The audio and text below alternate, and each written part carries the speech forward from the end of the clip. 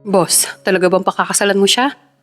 Mas kabado pa si Charlie kesa sa kanya na ikakasal na ilang minuto mula ngayon. Di yata ito ang amo niya. Di si Rizzy ang tipo ng lalaki na basta na lamang magpapatali sa isang babae. Lalo na wala sa bokabularyo nito ang pag-aasawa. Mula nang tumuntong ito ng 30, mas gusto pa nitong magkulong sa opisina kesa makipaglandian sa mga babae. Oo naman Charlie, pakakasalan ko siya. Seryosong sagot ni Rizzy kay Charlie. Naiwas-iwas ni Charlie ang kamay sa harap niya na talaga namang ikinairita nito ng husto. Ano bang ginagawa mo? Singhal nito sa driver at marahas na hinawi ang kamay nito. Tsinadya ko lang boss kung tama pa ba ang paningin nyo. Naisip ko lang baka nagayuman na kayo ni Alyana. Kita nyo naman ang lugar nila, liblib. Anong malay natin? Ginamitan niya pala kayo ng itim na mahika. Madalas nangyayari yon sa mga ganitong lugar, sir. Napailing si Rizzy sa kanyang driver. Tama na nga yung kalokohan mo. Charlie, puyat ka lang. Kaya kung ano-anong pumapasok na kalokohan dyan sa ulo mo. Sir, concern lang talaga ako sa inyo. Baka nabibigla kayo. Giit ni Charlie na ikinainis na niya. Puyat ka lang. Mabuti pa doon ka lang sa sasakyan habang ginagawa ang seremonya. At matulog ka para mabawasan ang pag-alog ng utak mo. Napapakamot na lamang ang driver sa tinura ng amo. Samantalang ito yata ang naalog na utak. Magpapakasal ba naman ng biglaan? Bahala ka, Sir Rizzy. Walang sisihan, ha? Naiiling na binalingan ni Rizzy ang driver na nakaupo na ng kotse. Iniwanan niya ito. Humakbang siya papunta sa kinaroroonan nila Alyana. Na noon ay naghihintay sa lugar na sinabi niya. Ang ganda naman dito ate. Talaga ba dito kayo ikakasal ni Rizzy? Si Noel habang iginagala ang mata sa buong paligid ng 5-star resort na kinaroroonan nila. Napakalinis ng paligid na kahit yata magpagulong-gulong pa siya ay wala siyang masasagasaan ni isang dumi ng aso. Ang mga halaman ay well-trimmed at masarap sa mata. Dito tayo dinala ng driver ni Rizzy. Malamang dito na nga ako masasakal. Sabi pa ni Alyana na medyo masama ang loob. Kundi lang talaga sila palalayasin ni Rizzy sa lupa nila, di niya pakakasalan ngayon. Kung ganun ate, bakit wala yata ako nakikitang tao? Tuloy nito sa seating arrangement na pagdarausan ng kasal. Huwag akong tanungin mo, Noel. Si Rizzy ang tanungin mo.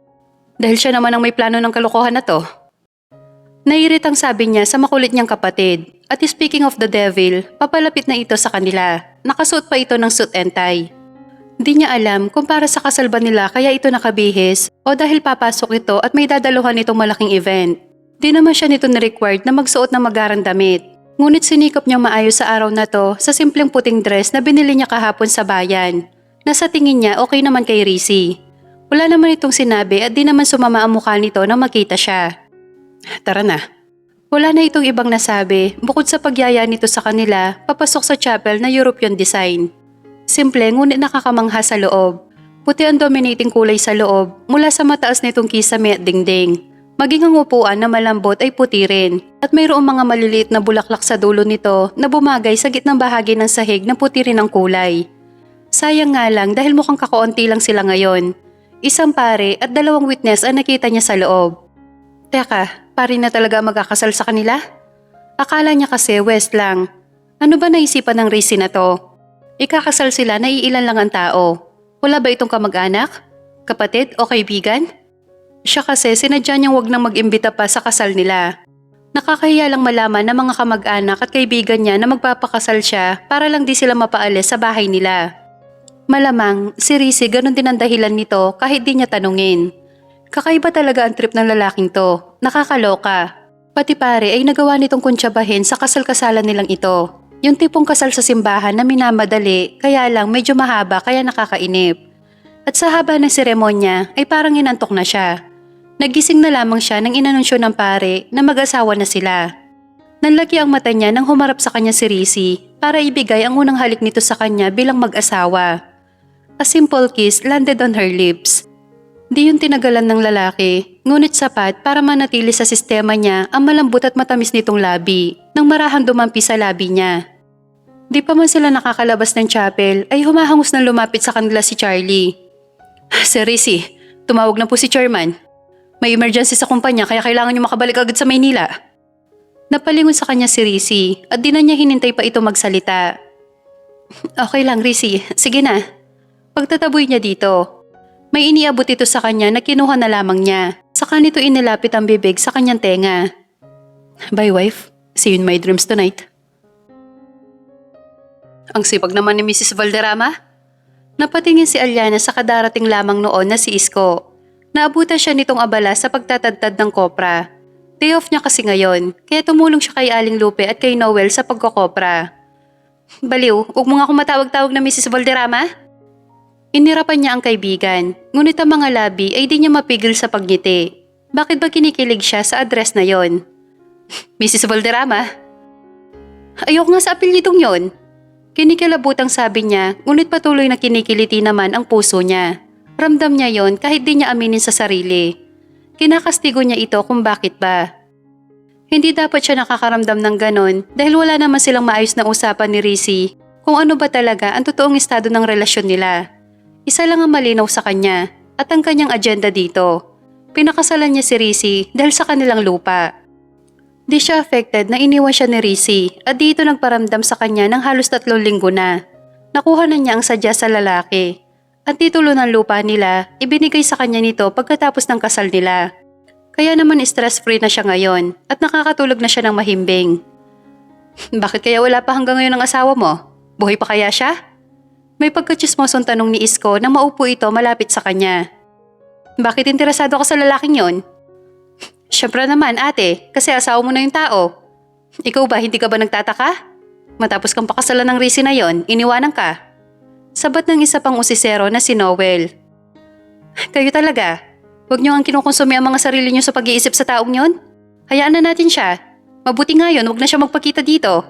Wala rin naman akong kailangan sa kanya. Talaga lang ha? May panunod-junturan ni Noel. Sayang naman siya, Ate Aliana. Pagkakataon mo na sana para makahanap ng pogi at mayamang lalaki. Sayang nga lang mukhang di ka niya gusto. Baka kasi may asawa yun sa Maynila o kaya mas magandang girlfriend kaya kay iniwanan. Mission yata ng dalawang to ang paiyakin siya o kaya naman painitin ang ulo niya. Kaso malabo ito kung si Rizzy lang naman ang dahilan. Ano ngayon? Wala akong pake. Kahit doon siya tumira sa asawa niya o sa nobya niya. Kunwari ka pa, excited ka naman sa kasal niyo. Sabi ni Isko, ginaya pa nito yung mga taranta moments niya nung paalis sila ng umaga. Naroon si Isko sa bahay nila.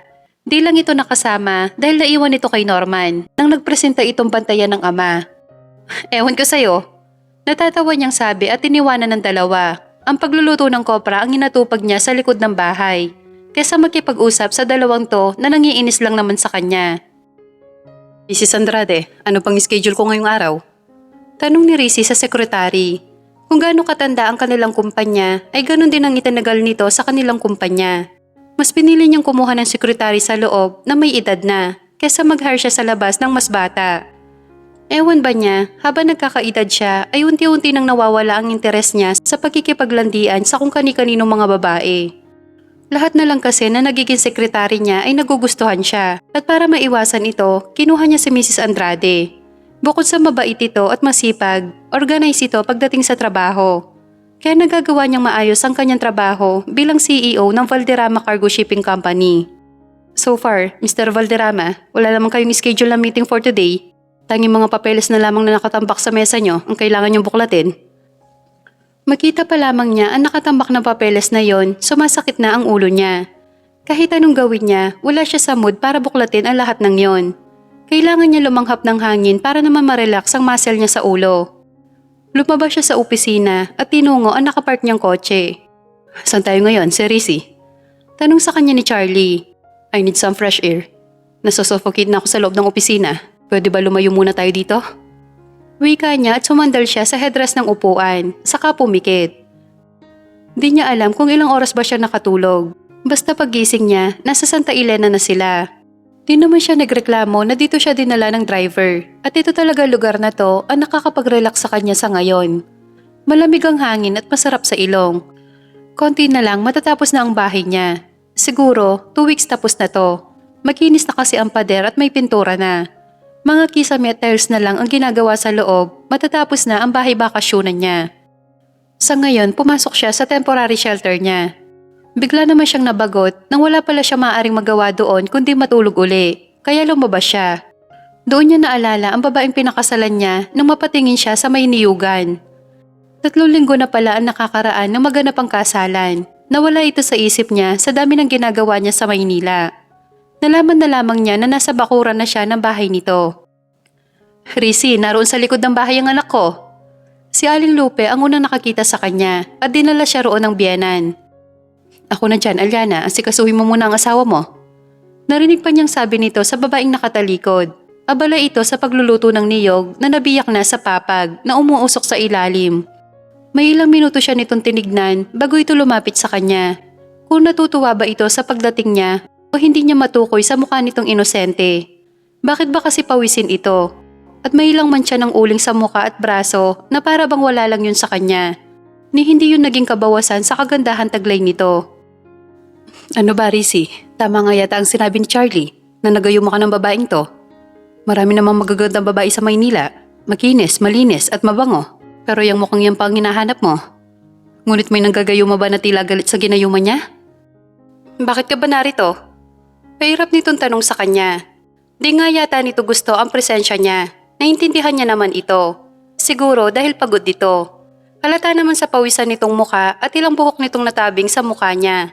Pero kahit gano'n ang itsura ni Aliana, still ang sexy nito sa paningin niya. At para ba nagiinit siya habang hinahagod niya ng tingin ang katawan nito pababa. Bakit mo ba tinatanong? Asawa kita, kaya natural uuwi ako sa'yo. Nagliwanag ng konti ang mukha nito nang sabihin niya yon. Dinala siya nito sa silong ng bahay. Naupo siya sa pinakasulok nito, habang ito naman sa dulo. Kamusta ka naman habang wala ako? Ganun pa din, walang nagbago. Ako pa rin yung Aliana na nakilala mo at pinakasalan mo 3 weeks ago. Pumapasok sa trabaho at kapag day off, tumutulong kay nanay kapag nagkokopra sila. Bakit ba din na lang kayo kumuha ng tao para magtrabaho para sa inyo? Rizzy, sanay naman kami sa trabahong to. Dito kami nabuhay. Ano pang kikitain namin kung ibabayad lang din namin? Hindi ba may iniwanan ako sa iyong ATM? Bakit di ka kumuha or nagbawas man lang? Takang tanong niya. Expected niya na mababawasan ang laman nun kahit paano mula noong kinasal sila. Pero ni Piso di man lang ito gumalaw. Kita niya ang pagbuntong hininga ng asawa. Hindi kasi ako sanay gumastos ng pera ng iba, Rizzy. Iba pa ba ako sa'yo, Aliana? Kasal na tayo. Sorry. Ibig ko sabihin, di ako sanay gumastos ng pera na hindi ko naman pinagpapaguran. Pagtatama nito, medyo tumaas ang boses niya. Ngayon, Aliana, pinapahintulutan kitang gamitin ang pera ko. Kasal na tayo. Lahat ng akin at iyon na rin. At binibigyan kita ng kalayaan na galawin ang pera ng ATM na binigay ko sa'yo. Kahit ano pa yan. Pangungumbinsin niya rito. Basta wag lang sa palalalaki. Ibang usapan yon. Babala niya rito na ikinalaki ng mata nito. Pagkunwan ay natatawa itong umirap sa kanya. Ako, manlalalaki? Turo nito sa sarili na natatawa. Sa dami ng pinoproblema ko ngayon, Rizzy, may isipan ko pa bang gawin yon? Nakahirap nitong sabi sa kanya. At hinawi nito ang ilang mga buhok sa mukha nito, dahilan para masilayan niya ng buo ang maamo nitong mukha. Medyo nailang lang ito ng konti na makailang beses siyang makita na nakatitig sa mukha nito. May dumi ba ako sa mukha? Nakita na naman niya ang kulubot nitong noo at mukhang di naiibigan ang pagkatitig niya.